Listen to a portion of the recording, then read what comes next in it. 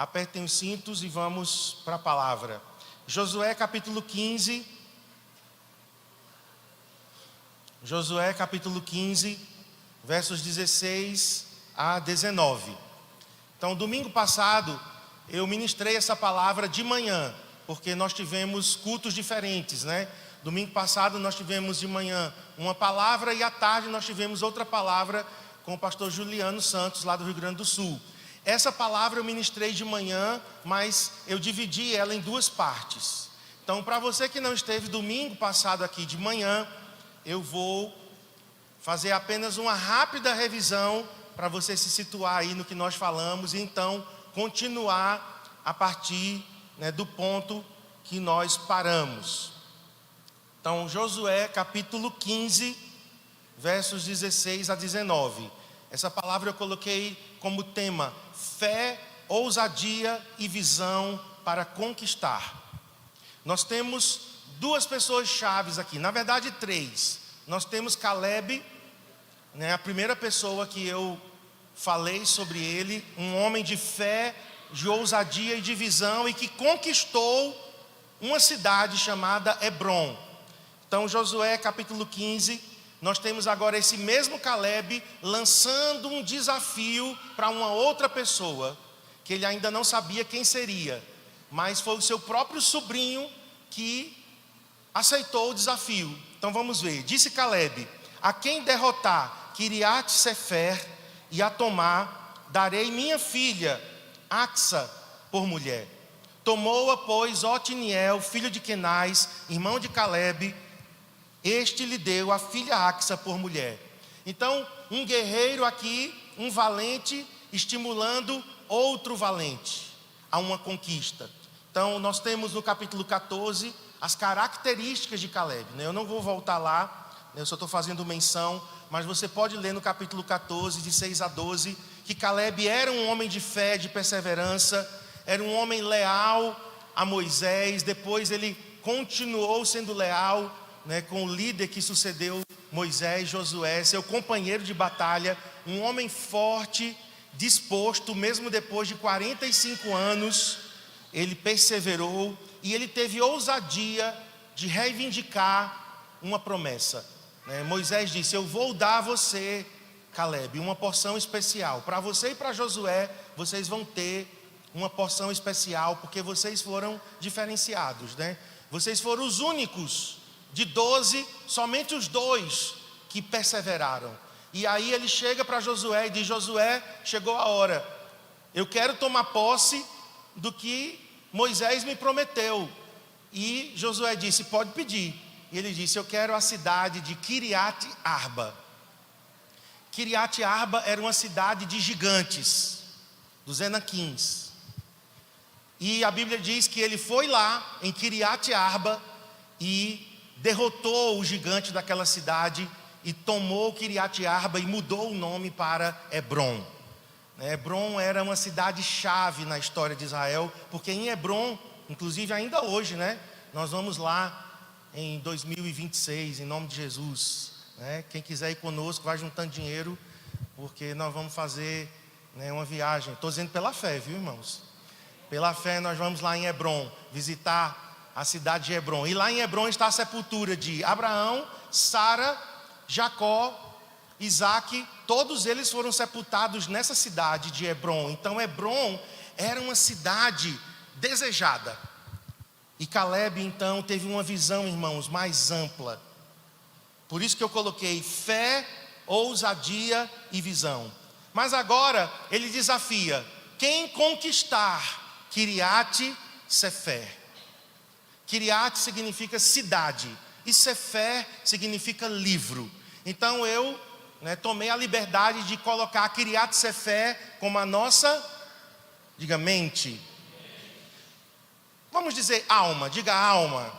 Porque na verdade a mente é uma parte da alma.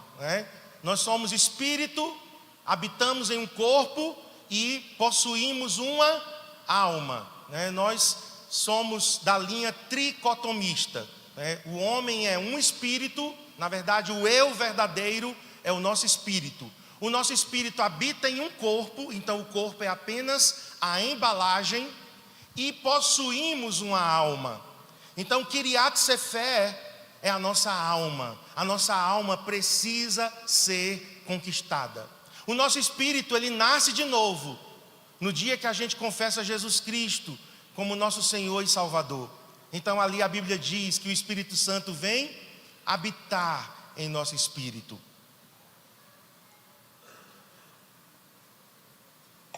Um novo nascimento. Então, nos tornamos habitação do Espírito Santo. Mas a nossa alma, e eu estou apontando para aqui, porque o nosso cérebro é a sede da alma. A nossa alma não é convertida. A nossa alma, ela tem feridas, traumas. A nossa alma, como nós vamos ver hoje, tem pensamentos desalinhados, altivezes, sofismas e fortalezas. Daqui a pouco eu vou chegar lá. A nossa alma, irmãos, ela precisa ser conquistada. A nossa mente precisa ser conquistada. Quem não esteve aqui quarta-feira, você perdeu um testemunho da nossa irmã Ingrid Costa. Ingrid, faz um sinal aí. Gente, eu não conhecia o testemunho completo, eu sabia apenas de uma parte, porque eu e Ingrid congregamos, na mesma igreja, só que já foi no finalzinho, quando eu estava saindo para a Bolívia para fazer missões. Mas eu lembro de Ingrid, eu lembro do ex-esposo dela. Quarta-feira realmente eu fiquei impactado com o testemunho dessa irmã. Ingrid, você realmente, para mim, você me constrangeu com o teu conhecimento da palavra e como você aplica a palavra, aplicou no passado e ainda continua aplicando a palavra para transformação da mente. Se você não ouviu o testemunho, entra no YouTube, está lá o testemunho completo da quarta-feira passada. Foi tremendo, irmãos. Teve momentos que eu ri, Foi igual a Misael, eu ri e chorei. Mas teve momentos ali que eu enchi os olhos de lágrimas, porque a palavra de Deus, essa eterna palavra de Deus, é poderosa para transformar a nossa alma. Queridos, essa mulher era para ter sido um fracasso total. É porque eu não vou contar o testemunho dela não, deixa ela contar lá. Entra no YouTube. Mas assim, eu estava ali dizendo, meu Deus, eu não passei 10% do que essa irmã passou. E se ela conseguiu, para você ter ideia, Ingrid foi trabalhar na vara da infância e da família, ao lado de juízes. Mas de onde ela saiu? Da história que ela teve. Ela poderia estar apegada aos traumas, mas não. Então assista o testemunho, tá? Vamos voltar aqui. A conquista da alma, a conquista da mente. E Caleb desafia, e um homem chamado Otiniel, sobrinho de Caleb, diz, eu conquisto essa cidade. E significa, irmãos, que nós precisamos ser como Otiniel, que conquistamos a nossa mente, dominamos os nossos pensamentos. Eu vou usar até a palavra domar. Domar só se doma feras. Mas às vezes a nossa mente é selvagem. Às vezes a nossa mente, ela é um animal feroz, descontrolado. E nós precisamos, através da palavra, e eu li então João 8,32, conhecereis a verdade, e a verdade vos libertará. Eu sei que esse versículo foi apropriado na época da política aí, e aplicado no sentido da verdade, que é o contrário da mentira. Mas a interpretação correta mesmo é que Jesus estava dizendo para ele, apontando para ele, conhecereis a verdade. Jesus estava dizendo, me conhecereis e eu vou poder te libertar, porque a verdade é Jesus. Ele disse, eu sou o caminho, eu sou a verdade e a vida. Então a verdade é uma pessoa, mas o verbo se fez carne. A palavra se fez carne. Então nós temos a palavra escrita, que é o Logos de Deus. Essa palavra, ela pode se tornar específica para a nossa vida em determinado momento. Nós chamamos isso de palavra rema. Mas a palavra também se tornou carne na pessoa do Senhor Jesus Cristo. Então é um relacionamento com a palavra e com Jesus. Esse relacionamento faz com que a nossa Kiriat Sefer seja conquistada. Agora eu quero falar especificamente da conquista da nossa mente. Vamos para 2 Coríntios, segunda carta de Paulo aos Coríntios, capítulo 10. Vamos ver como Paulo descreve, irmãos, essa conquista. Eu sei que muitas pessoas aqui precisam das armas corretas. Você precisa conhecer a si mesmo, você precisa conhecer as suas armas e você precisa conhecer o inimigo. Tem um livro aí, muito antigo, é um livro secular, mas é bem interessante, de um general chinês chamado Sun Tzu. Sun Tzu, ele escreveu o livro A Arte da Guerra. Alguém aqui já leu A Arte da Guerra? E nesse livro, Sun Tzu, um estrategista militar, ele disse o seguinte: se você conhecer a você mesmo, mas não conhecer o inimigo, você vai vencer talvez metade das batalhas, 50%.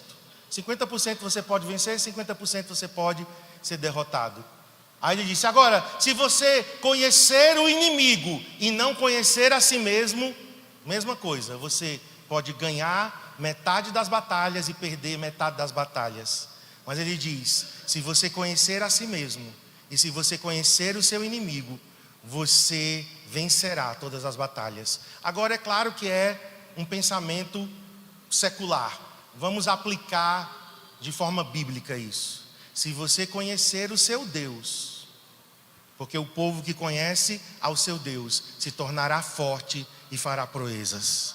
Se você conhecer o seu Deus, se você conhecer a si mesmo pela ótica de Deus e você conhecer o inimigo, eu quero te dizer: sujeitai-vos, pois, a Deus, resisti ao diabo e ele fugirá de vós. Qual a certeza da vitória? Baseado na cruz do Calvário. Amém? Então, o que Paulo diz aqui: embora sejamos humanos, eu coloquei na NVT, certo? Essa tradução que eu usei aqui. Embora sejamos humanos, não lutamos conforme os padrões humanos. Então Paulo estava dizendo: olha, nós vivemos a vida na nossa humanidade. Nós vivemos a vida, humana, diária, cotidiana.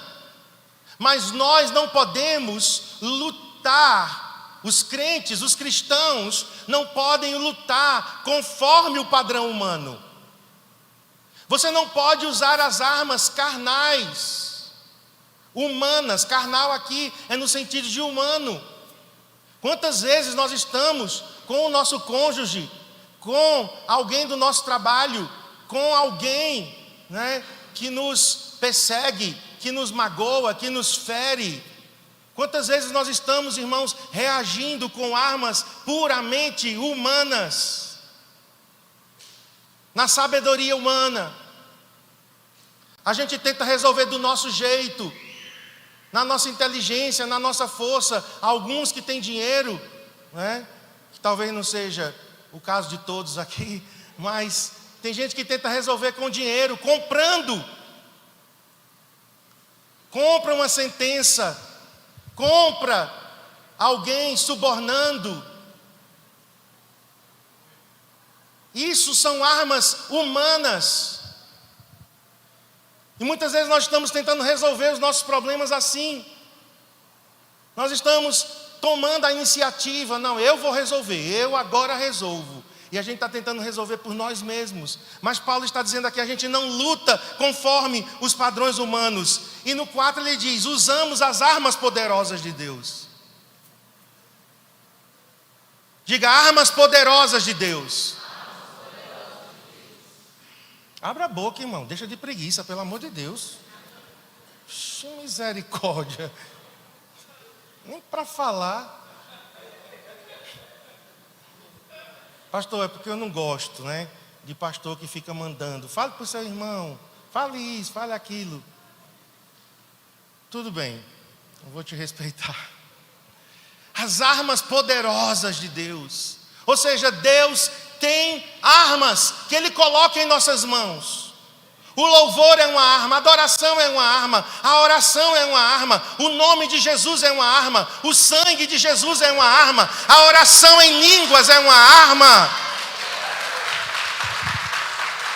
Esta palavra é uma arma, é uma espada, mas não é para ficar fechada, não é para ficar como minha mãe colocava na cabeceira da cama, aberta no Salmo 91. Eu dizia: mamãe, por quê?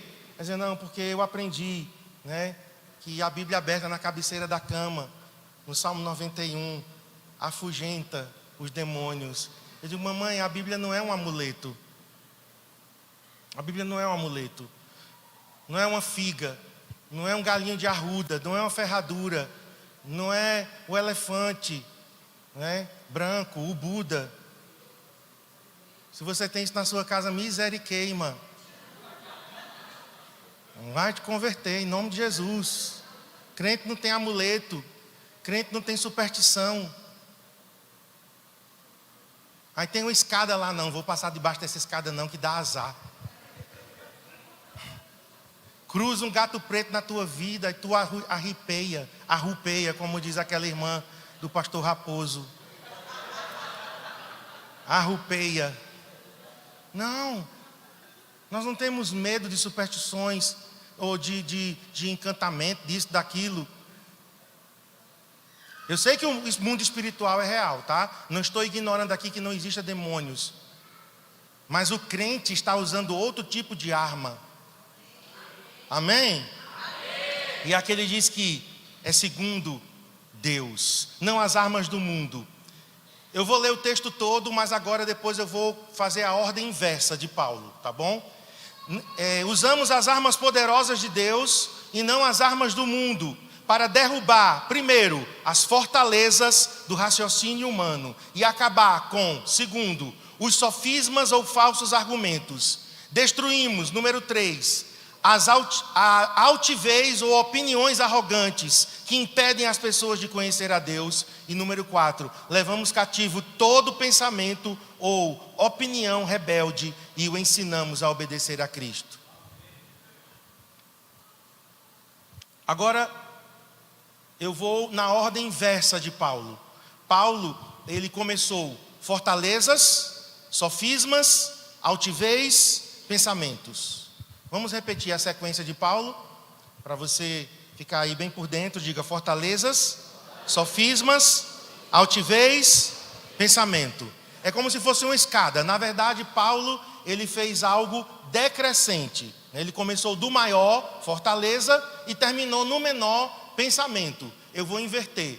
Eu vou fazer a ordem crescente, tá? Para que a gente possa, de forma muito, muito didática, você entenda como é que a nossa mente funciona. Então, antes de começar a sequência, nós temos armas que são poderosas em Deus, e o objetivo dessas armas é destruir essas 4 coisas que nós vamos ver a partir de agora. É uma guerra na mente. Antes da gente continuar, deixa eu contar um pouco do meu testemunho, porque essa palavra ela é totalmente para mim. Eu sempre passei por batalhas na mente, desde adolescente, desde criança, na verdade. Desde criança, eu sofri bullying diário por 4 ou 5 anos, de várias fontes. Eu sofri bullying na minha rua, tinha uma vizinha lá, quase que todos os dias eu ouvia coisas horríveis. Eu sofria bullying no caminho da escola, no colégio, eu estudei no colégio 15, então a casa do meu pai era um terreno que começava na rua São Vicente e terminava na Avenida Caruaru.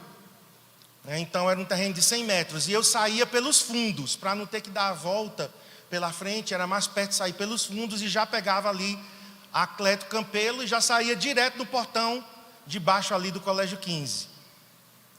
E quando eu estava no meio do caminho, passava por uma casa, e naquela casa tinha uma pessoa que ficava me esperando todo dia, 7 e pouco da manhã. Todos os dias. Eu não estou exagerando, irmãos. E quando eu passava, aí eu passava pela outra calçada, E essa pessoa começava a dizer palavras terríveis. Eu chegava no colégio e era a mesma coisa, só que aí era de várias pessoas no colégio. Isso foi anos seguidos. Isso foi na minha infância para a adolescência, certo? Na minha adolescência, eu enfrentei sentimentos de suicídio, pensamentos suicidas, na verdade. Depressão e suicídio. Eu dormia muito tarde, eu dormia 2, 3 horas da manhã. E aí eu acordava meio-dia, 1 hora. Teve um dia que eu acordei 4 horas da tarde. Pensamentos suicidas, quarto escuro, muito retraído, não conversava com ninguém. Vivia no meu mundo. Desenvolvi um sistema de defesa muito forte. Então, eu tinha uma carapaça, né, como uma tartaruga. Aquele casco, que eu então entrava ali quando eu sentia qualquer tipo de ameaça. Eu estou sendo bem superficial, tá? Por conta do tempo eu não tenho como aprofundar em algumas coisas, né? Na infância eu fui abusado, né? Até Cristiane pediu para eu ser mais específico, né?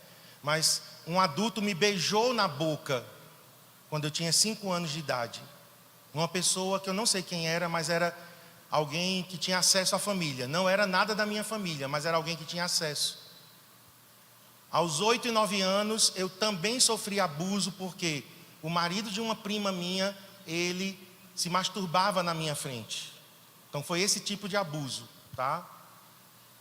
Que eu sofri. Então, isso faz, olha, todo abuso sexual faz com que a criança ou o pré-adolescente, ele se feche em seu mundo. Então eu me sentia a pessoa errada, eu me sentia a pessoa inadequada, eu não conseguia vincular emocionalmente. Eu tive alguns namoros que duravam 15 dias, 10 dias, 1 semana. Com Cristiane foi assim. Cristiane sofreu muito comigo, porque eu não tinha, né, quando eu começava a vincular emocionalmente, eu rompia.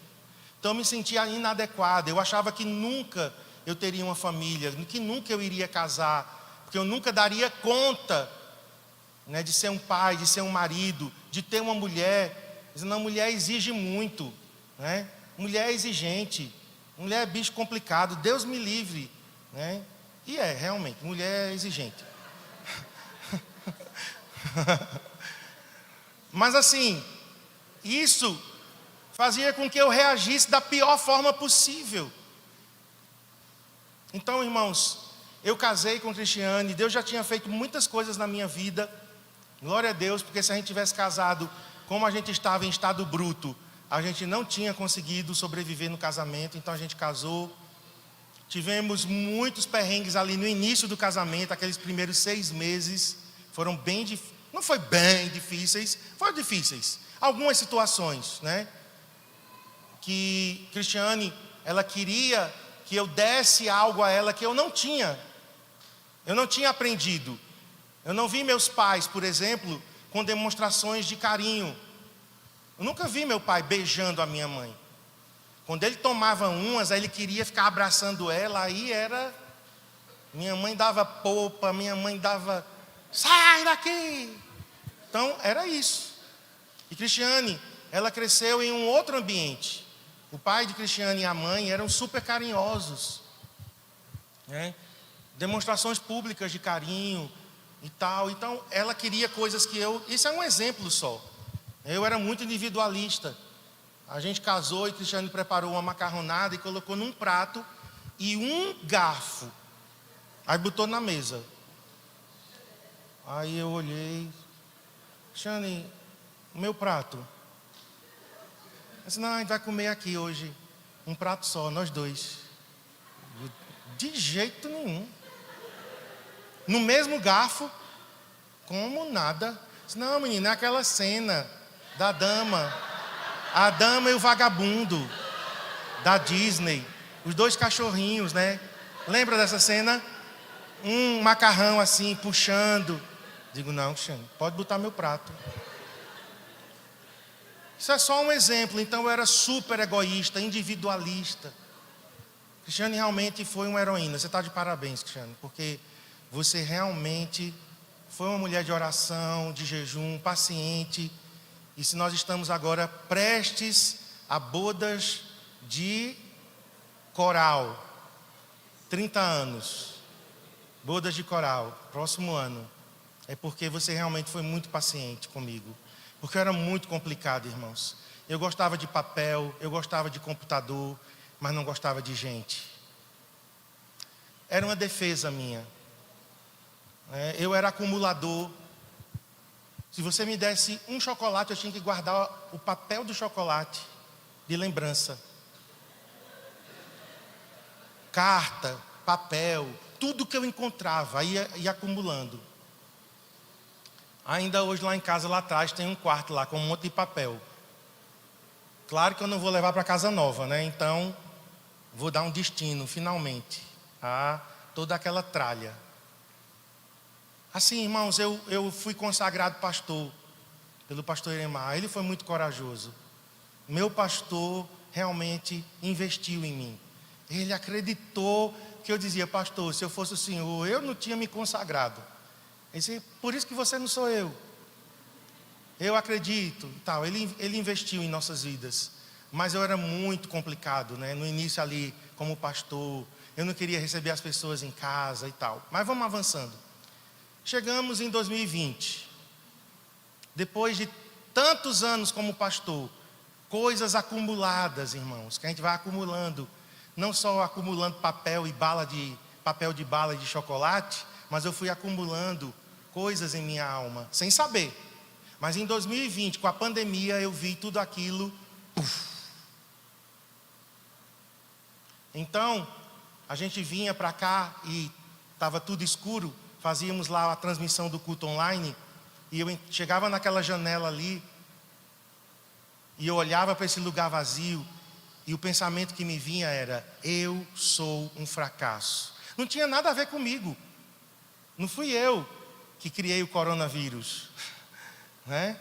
Não fui eu que fui lá na China, em Wuhan, disseminar o coronavírus. Mas na minha cabeça era: eu sou um fracasso. Olha aí, tudo perdido. Tudo que eu fiz ao longo desses anos com Cristiane está perdido. Ninguém vai voltar não. Claro que isso era o diabo aqui, ó, no meu ouvido. A mesma serpente lá do Jardim do Éden, só que na primeira pessoa agora, porque ele não fala na segunda pessoa: tu és um fracasso. Não, ele fala da primeira.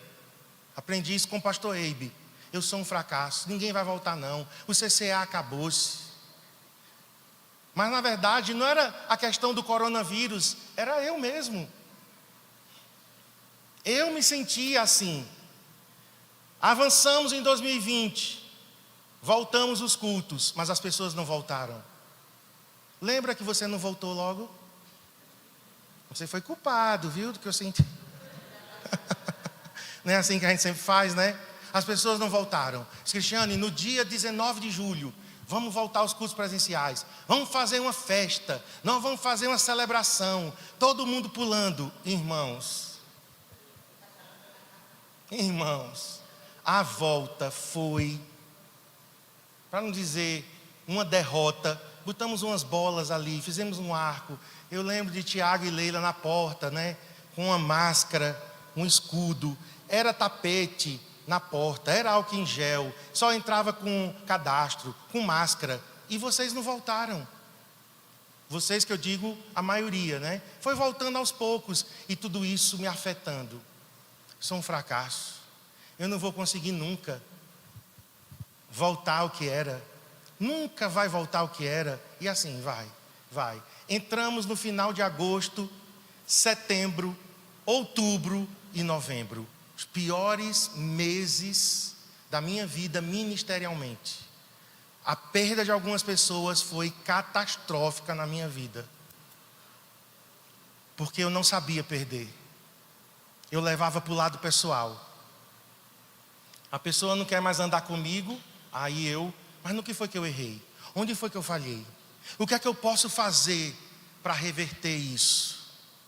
Eu só faltei rastejar aos pés, implorando: fique. Não fiz isso, mas quase eu faço isso. Pastor Ivanildo interviu: Marcos, libera.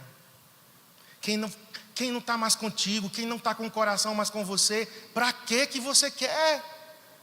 Como é que tu queres manter uma coisa que já voou, já criou asas e voou, e tu estás querendo manter? Marcos, libera. Para liberar foi muito difícil. Dia do meu aniversário, domingo aqui, era dia do meu aniversário, e eu estava liberando. Meu Deus, que presente de aniversário. Aí eu me volto para Deus, né?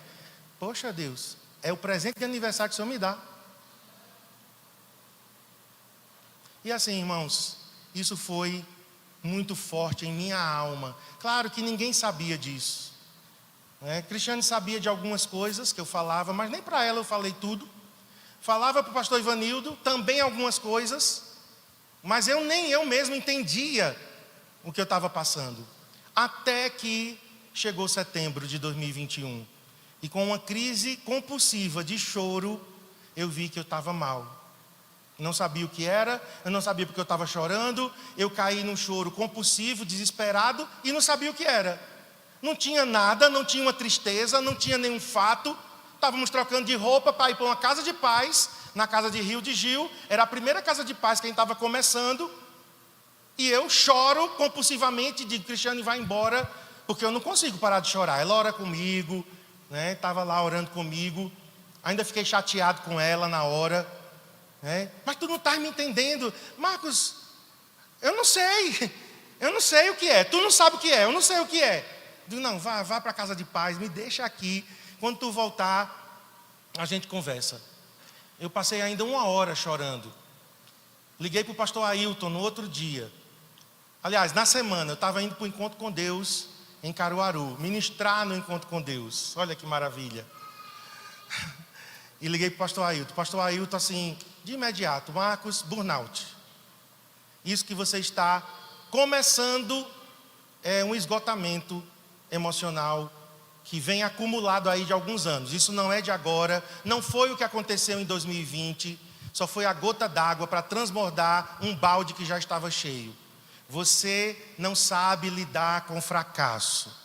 Você não sabe lidar com perdas. Você não sabe lidar, né, com o não.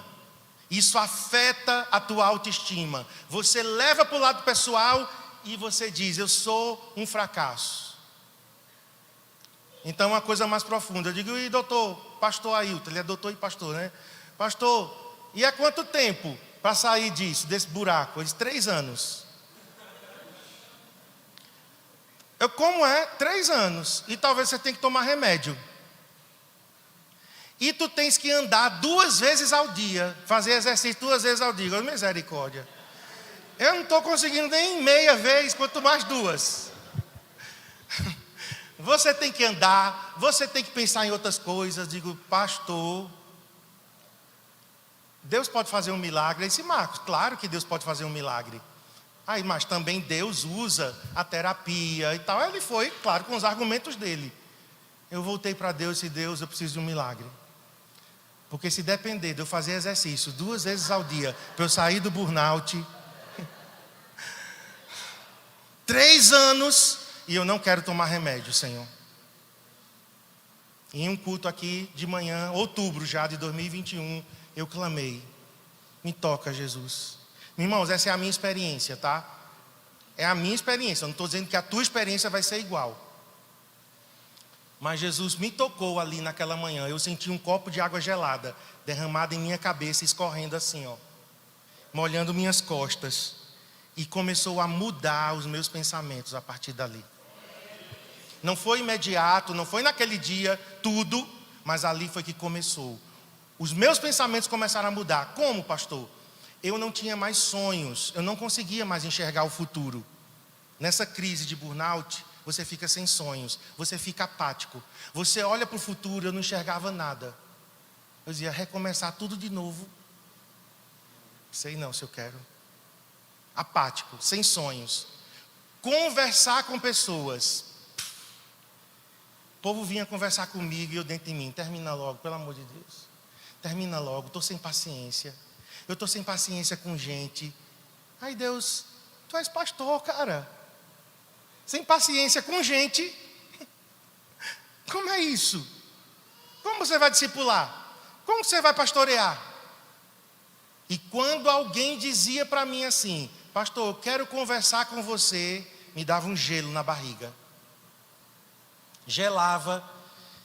E eu começava a tremer por dentro. Eu sentia assim aquela coisa ruim, aquela angústia, aquela, como diz o povo, aquela tranca. Eu vinha para a conversa armado. Eu lembro que um casal marcou para conversar comigo e com Cristiane. Coitados. Eu tive até que pedir perdão depois. Mas eu vomitei toda a minha amargura. Não tudo que eu estava vivendo, mas com relação a isso.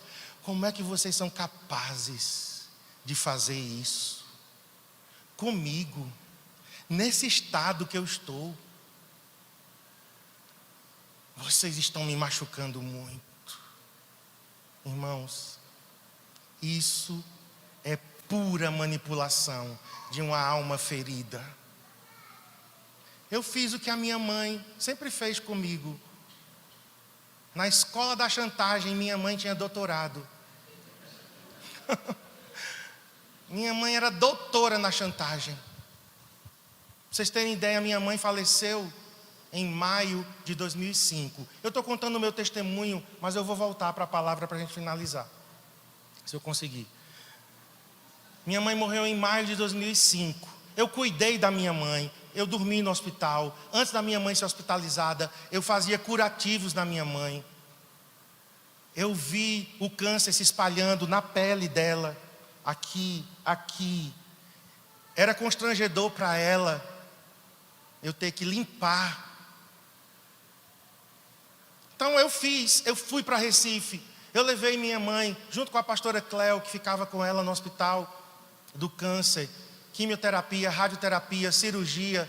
Minha mãe fez colostomia, abriu definitivamente aqui o cólon, porque ela sofreu amputação de reto e de ânus, por conta do câncer coloretal.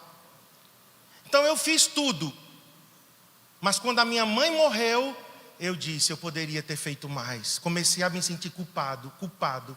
Eu não sabia de onde era que vinha tanta culpa. Eu poderia ter salvado minha mãe. Eu poderia ter levado ela para São Paulo. Eu poderia ter levado ela para os Estados Unidos. Na época, a Ana Maria Brega teve o mesmo câncer. Braga. Teve o mesmo câncer. E aí, ela fez um tratamento e foi curada. Pronto, eu botei isso na cabeça. Olha aí. Ana Maria Braga sobreviveu o mesmo câncer da minha mãe.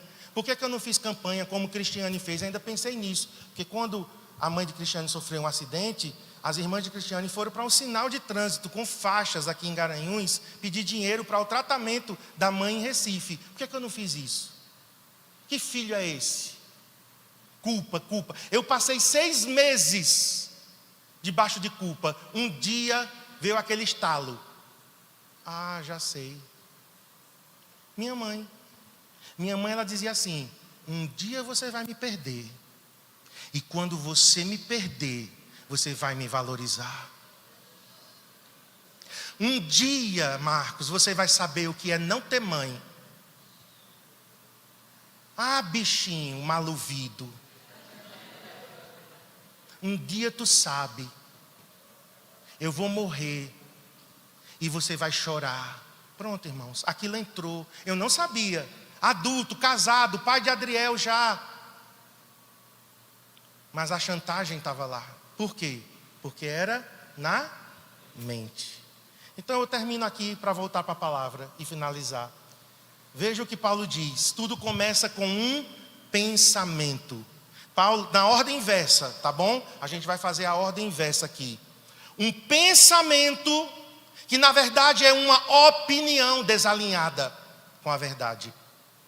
Qualquer pensamento que você e eu tivermos que está desalinhado com a Bíblia é uma opinião errada. Convença-se disso. Começa com um leve pensamento.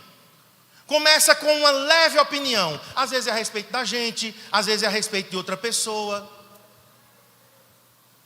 Às vezes a respeito de um fato, mas começa com um leve pensamento. Mas aquele pensamento está desalinhado. Então Paulo está dizendo o quê? Levamos cativo, deixa esse versículo aí, tá? Sim.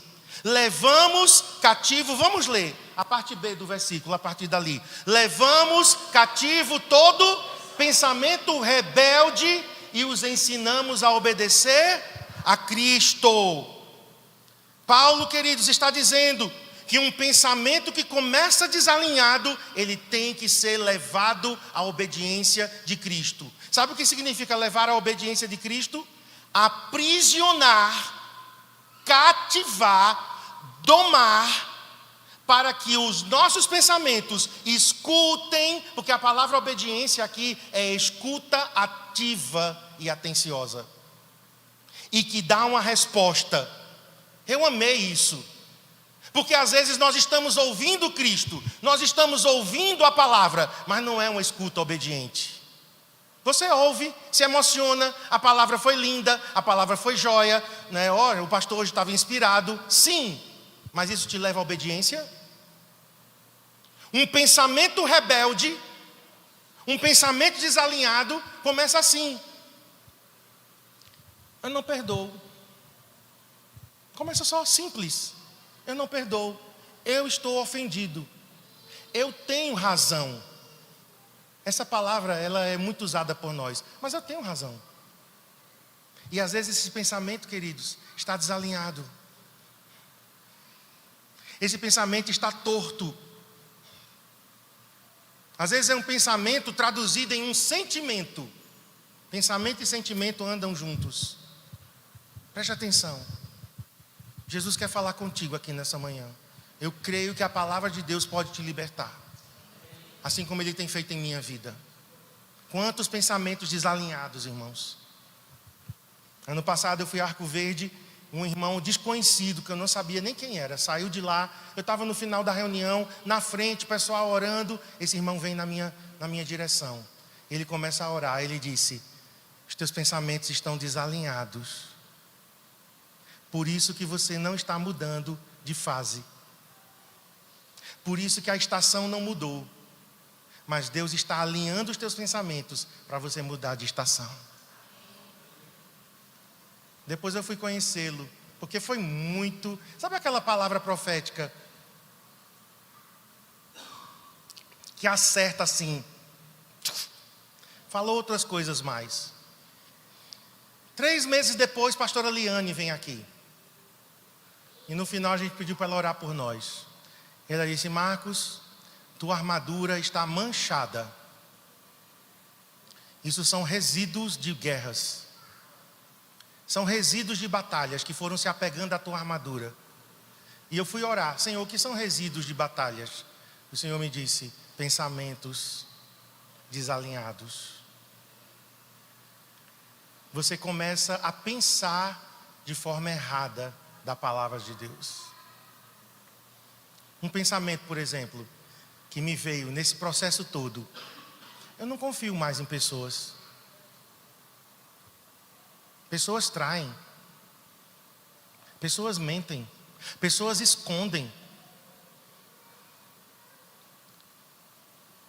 Gente que caminha comigo anos escondeu, e eu não consegui entender, eu não consegui ler o coração dessa pessoa. Isso é um pensamento desalinhado. Porque pessoas mentem, pessoas traem, pessoas nos abandonam, mas pessoas também são leais. Pessoas vão conosco até o fim. Certo? Imagina eu alinhar a minha mente e dizer: casamento não presta, porque nenhum homem não, né? Nenhuma mulher presta. Isso é um pensamento desalinhado. Tem homens e mulheres que realmente falharam, mas significa que todo casamento é uma desgraça, é uma tragédia? Não. Veja como um pensamento desalinhado pode nos desviar. E Paulo está dizendo: qual é a solução? Leva cativo a obediência de Cristo. Traduzindo aqui, irmãos, escute Jesus. Você tem que escutar o Senhor. Escute Jesus através da sua palavra e diga: Jesus, eu vou obedecer o que tu estás falando comigo. Eu respondo aos conselhos e instruções do Senhor. E isso é levar a minha mente cativa à obediência de Cristo. Amém? Então, nesse tempo, comigo, pensamentos desalinhados, Jesus me lembrou: eu te chamei para cuidar de ovelhas. Então, eu alinhei meus pensamentos. Eu vou responder novamente a Jesus: sim. Então começa com o pensamento. Mas a segunda forma aqui, coloca aquele gráfico que eu... Isso. Então começa com o pensamento, uma leve opinião, mas está desalinhada com a verdade. Isso aumenta para um próximo nível. E o próximo nível é uma altivez. A palavra altivez é algo que se ergue.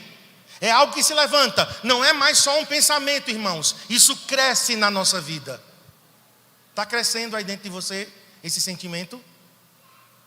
Está crescendo essa opinião? Você sente isso crescendo na tua vida? Porque eu sentia crescendo. A opinião já não era mais uma opinião. O pensamento não era um pensamento apenas. Começou a se erguer. E a palavra altivez, eu fui procurar no dicionário, é a manifestação do orgulho ofendido. Uma ofensa se tornará uma altivez na tua vida. Se você foi ofendido por algo ou por alguém, e se você não tratar a ofensa, e tem muitas pessoas aqui ofendidas. Muitas pessoas aqui estão ofendidas. Ofendidas com o cônjuge. Às vezes a gente se ofende com o nosso filho. Uma vez eu me ofendi com o Adriel. Dia dos Pais, a gente a caminho da escola Ana Barros, para a apresentação do Dia dos Pais. Adriel era pequeno, ele olhou, ele estava no banco de trás do carro, e ele disse: se eu pudesse eu saía de casa agora. Quase que eu paro o carro, abro a porta e digo: saia. Quem era criança nessa história? Eu ou Adriel? Eu mais criança do que ele. Fiquei ofendido. Gente, fiquei ofendido com a fala de uma criança. Olha o nível de imaturidade de um adulto. Não é porque a gente tem idade que a gente é maduro não, irmãos. Tem vovô e vovó super imaturo. Minha mãe, por exemplo. Minha mãe morreu com 71 anos. Mas minha mãe era uma criança. Gostava de chamar atenção. Ela era generosa, ela era muito boa. Minha mãe era uma mulher de Deus. Não estou aqui colocando só os defeitos da minha mãe. Mas minha mãe, em algumas coisas, ela era uma criança. Era uma criança carente. Por quê? Porque ela não teve pai. Ela teve que trabalhar aos 15 anos para sustentar a família. Minha mãe casou aos 40 anos. Num desespero que bate. Vai nas esquinas e pega todo coxo, cego, aleijado e traz para eu casar. Foi a minha mãe. Meu pai enganou a minha mãe. Ele se fez de crente, foi para a igreja. O lobo vestiu a pele de cordeiro, foi, entrou no coral, cantou no coral, casou na igreja. Quando casou, ele disse: nunca mais eu piso os pés na igreja. Mas a minha mãe, ela tinha uma carência. Então assim, irmãos, idade não é sinônimo de maturidade. Nós temos adolescentes aqui na nossa igreja que são mais maduros do que muita gente. Para a vergonha nossa. Mas, queridos, voltando. Algo que se ergue, uma ofensa na nossa vida, é algo devastador. Não guarde ofensa na sua vida. Tudo isso que eu estou falando, queridos, eu já vivi. Já guardei ofensa no meu coração. Já guardei mágoas. ressentimento, sentimentos de vingança, vai me pagar. Mas não vai me pagar na mesma moeda, não. Vai vir rastejando na miséria e vai me pedir comida e eu ainda vou desdenhar e vou dizer, dou não, ainda cuspo. Se assustou comigo? Esse era o velho Marcos. Não, aqui só tem gente boazinha aqui hoje. Eu contando meus podres e tu aí me julgando. Né? Mas o que era isso? Uma altivez em meu coração, uma ofensa em meu coração. Agora o próximo passo, coloque aí. A altivez agora cresce mais e se torna um sofisma. Sofisma é um argumento, é uma opinião formada e arraigada. Agora você assim, eu tenho razão. Eu tenho razão. Já não é um pensamento apenas, não é uma altivez. Você agora está convencido de que você é a pessoa mais certa do mundo e todo mundo está errado. Você nunca sentiu isso? Vai, admite aí. Um sofisma, uma opinião arraigada. E Paulo, queridos, nos dá aqui o remédio. Para altivez e sofisma é o mesmo remédio. Ele diz, anulando. Diga anulando. A palavra anular significa jogar por terra, rebaixar, lançar para baixo. Eu tenho que falar para o meu ego ferido. Eu gostei da frase de Charles Spurgeon, eu não coloquei aí, mas para de tarde eu vou colocar. Preste atenção no que Charles Spurgeon, o príncipe dos pregadores, disse. Quando falarem mal de você, não fique chateado. Você é pior, muito pior do que eles pensam.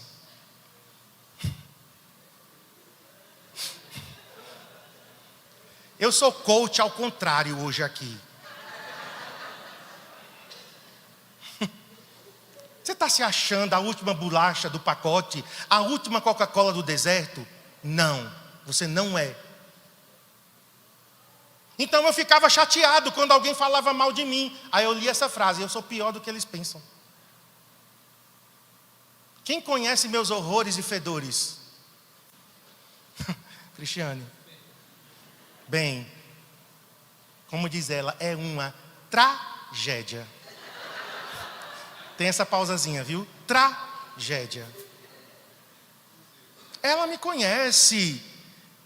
Agora Deus me conhece muito mais. Deus me conhece muito mais, irmãos. Você me acha bonito e maravilhoso? Pergunta para Deus quem eu sou. Então, irmãos, eu tenho que falar para o meu ego. O meu ego ferido. O meu ego tem que ser colocado no seu devido lugar. Eu tenho que ordenar o meu orgulho se rebaixe.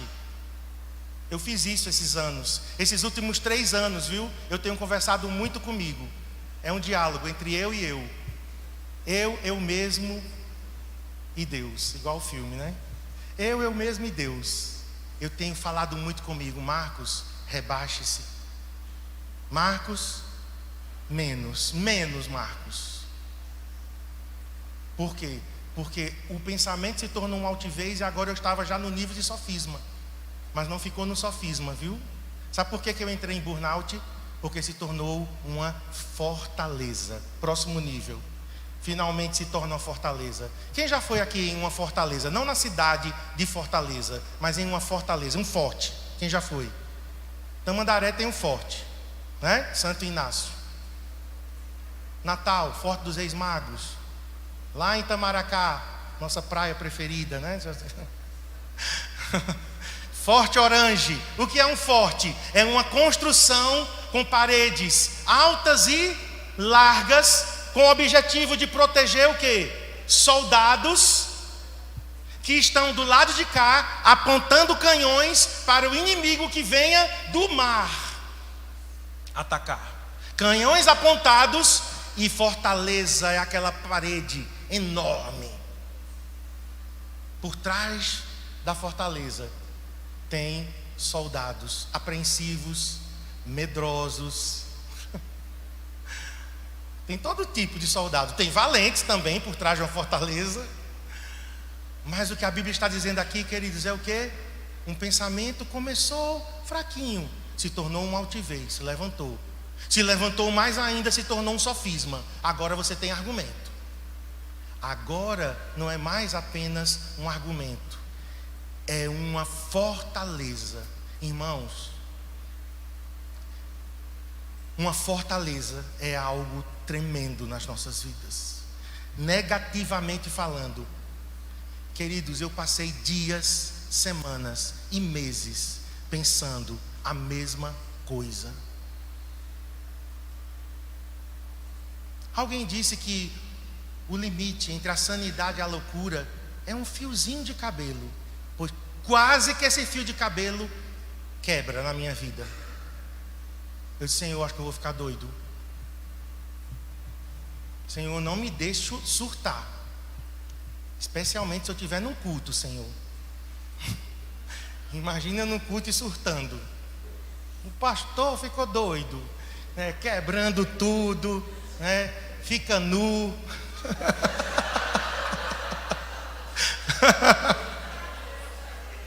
Senhor, não me deixe surtar. Não imagine a cena, não. Não é uma cena muito bonita, não. Senhor, não me deixe surtar, porque eu estou num fio. Sabe o que era? Um turbilhão de pensamentos, que eu não conseguia sair daquilo. Era uma fortaleza, algo tão forte, tão arraigado, que eu disse: Senhor, eu não consigo pensar outra coisa. Era aquela coisa o tempo todo: fracasso, fracasso, derrota. Tu vai ver onde é que tu vai chegar, vai ser uma vergonha. Aí vem o diabo, vem tudo, né? Porque aí a reca toda do diabo vem junto. Mas era coisa da minha alma. E Paulo está dizendo agora: como que se quebra uma fortaleza? Destruindo. Pensamento você leva cativo, sofismas e altivezes você anula, fortaleza você destrói. Tem que ser uma bomba poderosa. Eu creio que naquela manhã, uma bomba espiritual. Gente, eu sei a mudança de pensamento, de padrão que teve a partir daquele dia. Eu comecei a sonhar de novo. Eita, vamos plantar igrejas, vamos enviar muitos pastores e missionários. Eu não pensava mais nisso. Eu não sonhava com a igreja. Aí Cristiane, às vezes Adriel, a igreja está assim, está triste, está morgada. E eu cá comigo. Eu sei de onde é que vem isso. Eu estou triste e morgado. Eu estou para baixo, eu estou mal. E a igreja é reflexo do seu pastor, querendo ou não querendo, gostando ou não gostando. Vocês me refletem. Se eu chegar aqui e der a vocês uma palavra de fé, de força, vocês sairão daqui fortalecidos. Mas se eu chegar aqui e disser: ore por mim, porque eu estou mal, viu? Ó, gente, hoje eu estou quase desistindo. Me carreguem nos braços, pelo amor de Deus. Não me deixem. Eu já fiz tanto por vocês.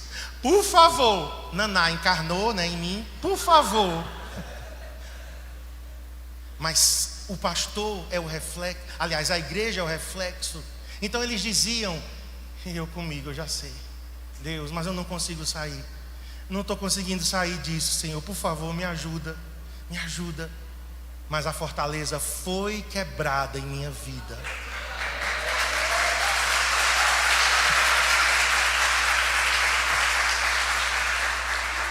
Contar o testemunho depois que passa é bom, né, Ingrid? Testemunho é uma maravilha, todo mundo vibra. Mas o processo... irmãos. Mas nós vamos orar agora. Fique em pé. A Bíblia diz dela mesma, Jeremias 23, 29. Olha o que a Bíblia diz. A palavra é martelo. Mas eu vou falar com as minhas palavras. A palavra é uma marreta. É mais que um martelo. A palavra é uma marreta, mas não é aquela marreta de mão, não. Você já viu um guindaste com uma bola de ferro? Quem já viu aqui? Aquela bola de ferro vem e pá! Quebra paredes, destrói toda a construção que tem que ser demolida. Amém? Construir é difícil, né, Tiago? Estamos nessa. Vai bater a segunda laje da nossa casa essa semana. Ore por nós. Construir é difícil, irmãos, é desafiador, mas demolir. Ah, pega a máquina lá e demole. Não é assim não. Às vezes tem o valor sentimental, né? Ou não demola, não sei como é que conjuga o verbo demolir. Não destrua não. Demolir é muito mais difícil. Imagina tirar alicerces que foram cavados. É muito mais difícil. Parece fácil demolir, mas o Espírito Santo, ele é mestre em demolições de coisa ruim na nossa vida. Amém, irmãos? Oi? A palavra, né? A palavra é o martelo. A palavra é essa marreta. Você não vai destruir na tua palavra. São declarações. Declarações. Eu sou o que a Bíblia diz que eu sou. Eu tenho o que a Bíblia diz que eu tenho. Deus é em minha vida quem Ele é. Eu sou filho de Deus. Eu tenho o Espírito Santo dentro de mim. O amor ágape já foi derramado em meu coração. O meu Deus, segundo suas riquezas em glória, há de suprir todas as minhas necessidades. Maior é o que está em mim do que o que está no mundo. Mais são os que estão comigo do que os que são contra mim. Se Deus é por mim, quem será contra mim? Sabe, irmãos, são exemplos. Eu me apeguei com amor ao Senhor, por isso o Senhor me livrará. Fortalezas são quebradas com a palavra. Ofensa, falta de perdão se torna fortaleza. Outra coisa que se torna fortaleza: dependência emocional. Você não consegue sair daquele relacionamento. É uma fortaleza. Eu já vivi dependência emocional, viu? Antes de eu casar com a Cristiane, eu tive uma dependência emocional que eu disse para mim mesmo: eu não consigo sair dessa dependência emocional. Jesus me tirou da dependência. Tudo que eu estou pregando aqui, Jesus fez na minha vida. Eu só casei com Cristiane, irmãos, porque as fortalezas começaram a ser demolidas em minha vida. Outra coisa que é fortaleza, olha para mim. Essa é uma outra palavra que eu vou preparar. Ciclos não fechados. O ciclo não fecha na tua vida, você não sai daquilo. Você é demitido e continua lá, preso.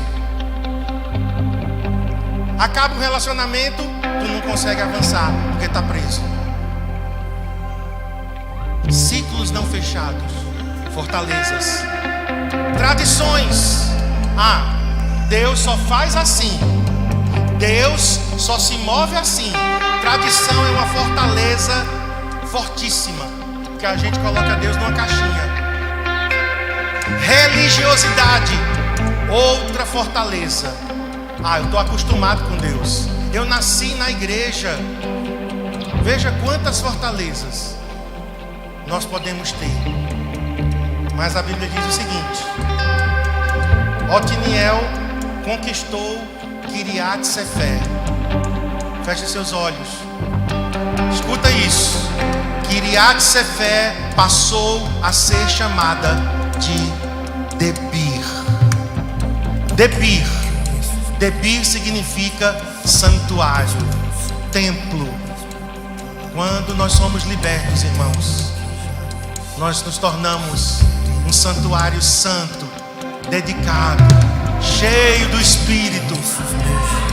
Levanta tuas mãos aos céus. Vamos terminar orando nessa manhã para que fortalezas, sofismas, altivezes e pensamentos sejam destruídos, anulados controlados, levados cativos à obediência de Cristo. Nós agora declaramos em nome de Jesus todo pensamento submisso à autoridade de Cristo.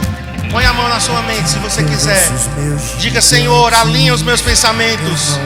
Diga: toda opinião e pensamento desalinhado, desorganizado, organiza agora, Senhor. Eu levo meu pensamento cativo à obediência de Cristo.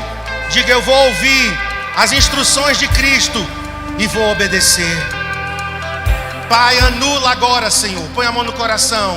Anula agora toda altivez, todo orgulho ferido, tudo que se levanta em nossas emoções, todo sentimento, emoção, pensamento, opinião que está crescendo aí dentro, toda altivez, seja agora anulada, derrubada, demolida.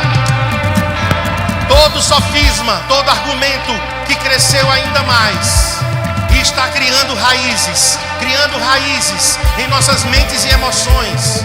Senhor, corta agora pela raiz toda planta que o Senhor não plantou. Passa o machado agora.